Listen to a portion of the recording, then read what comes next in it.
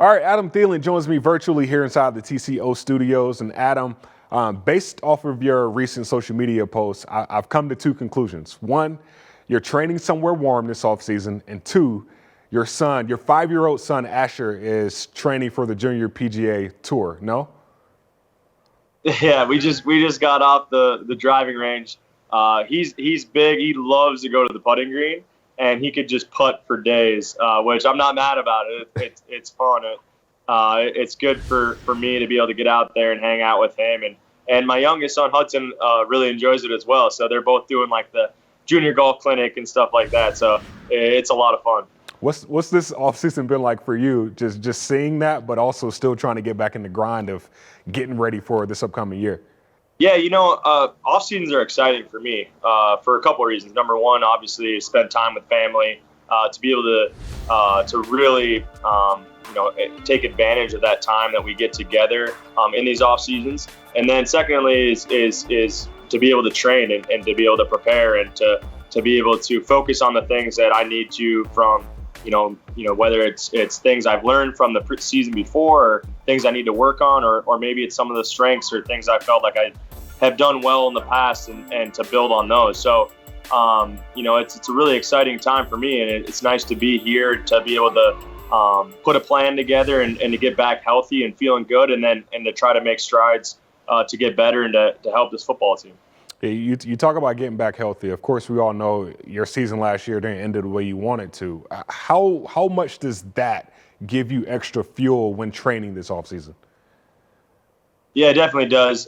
Again, for several reasons. Number one, missing games last year, obviously that's frustrating, and it kind of puts a chip on your shoulder to make sure that you're doing the little things nutrition-wise and training-wise and putting a plan together with the people that have really helped me through my career, and to find a way to be healthy and be available and to help your team win.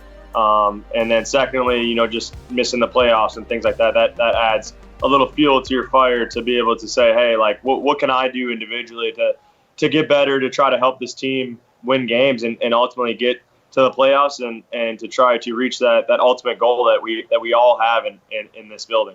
Yeah, that ultimate goal is the Super Bowl, and the new coach, Kevin O'Connell, just recently won a Super Bowl with the LA Rams. Bring him here now. When you heard the news of the Vikings officially hiring him as the head coach, your initial reaction?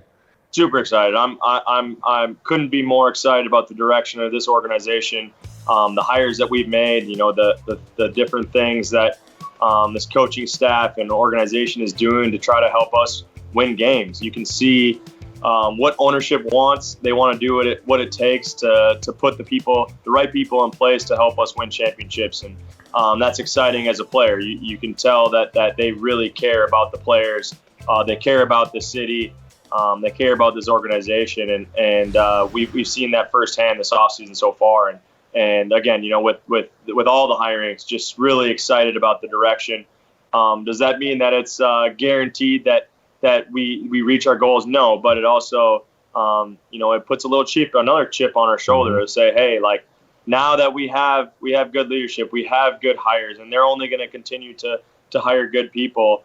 Now we got to do our part as players, and we have to train hard. We have to do the little things to prepare for next season. And it really falls on all of our shoulders to do our part. That's why it's the greatest team game there is, because it's not just one or two guys. There's a lot of guys it takes to have success, and we have to do our part, and that starts now. Yeah, Adam, a lot of people have been talking about, with Kevin O'Connell, the Rams last year, they ran the most 11 personnel. 11 personnel basically means there's one extra receiver on the field, usually take a tight end or somebody off the field, which ultimately means, okay, we're about to spread this thing out and, air it out and run it up the middle, especially with a guy like Dalvin Cook at running back. But for you as a receiver, when you know a guy that's offensive minded is going to have multiple receivers on the field, there's going to be aggressive play calling. Like how does that make you feel as a receiver? Yeah, it's exciting. I think it put a little more motivation in me to get healthy and start feeling good and start making progress to be the best player I can possibly be. I think what's exciting, from what I've seen from afar is they're willing to kind of do what it takes to win. And I think the great thing from what I've heard is he's really excited to work with all the talent we have on offense and defense. We have a great running back. We have a great offense line that continues to grow, and we have a lot of weapons in the receiving tight end room. So that's exciting, and I think which is why we were so sure that this was going to be a great destination for a head coach. That there was a lot of positives that were already in place in this organization. That we thought that it'd be a great spot for any coach, and to be a spot that a lot of coaches would want. I remember talking to you, I believe it was last March or last April, and I'll end it with this. And the question I asked you was, is it too soon to start setting goals at that point? And you gave me a list of goals. You're like, no, absolutely not. You gave me a list of goals like, I want to get faster, I want to do this. It's only February right now. Is it too soon to start setting goals? Nah, for sure. I like you said, I'm a little bit different. I don't necessarily set the traditional goals. Like you said, my goals usually wrap around individually. They wrap around becoming a better athlete, becoming quicker, faster, being able to stop and start faster.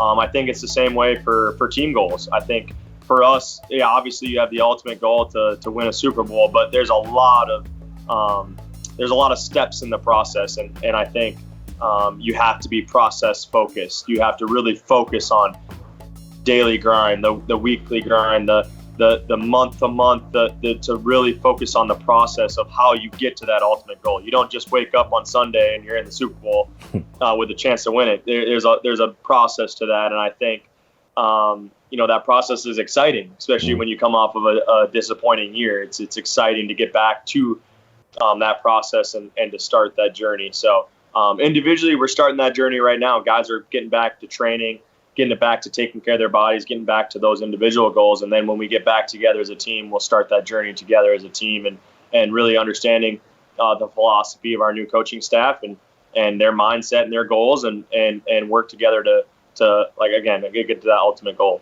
Yeah, well, the process always outweighs the event, right? We all want to get to that event, and I know you'll be a part of that event once it gets there. But like you said, the process, we got to get through that first, man. Best of luck. Looking forward to seeing you back here at TCO.